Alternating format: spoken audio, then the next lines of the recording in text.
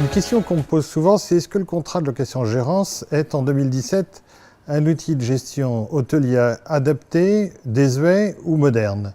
À mon sens, il y a une condition de fond qui est simple à régler, c'est celle de la durée d'exploitation de 2 ans.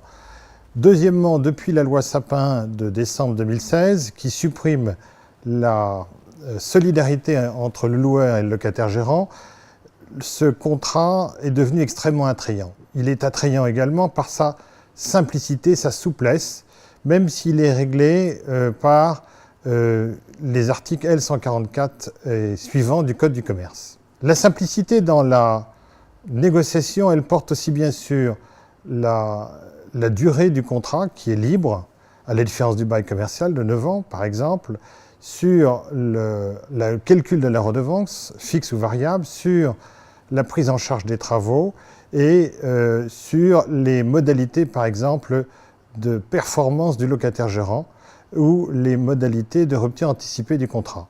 Bien préparer un dossier de location-gérance est décisif. Par exemple, il est très important de préparer le bâtiment d'exploitation. Les due diligence sont un élément majeur. Je verrai aussi un élément très important comme une rédaction de lettre d'intention avec des éléments clairs, notamment la prise d'effet, la durée, la redevance, la prise en charge des travaux, le calendrier sur lequel les parties se sont accordées.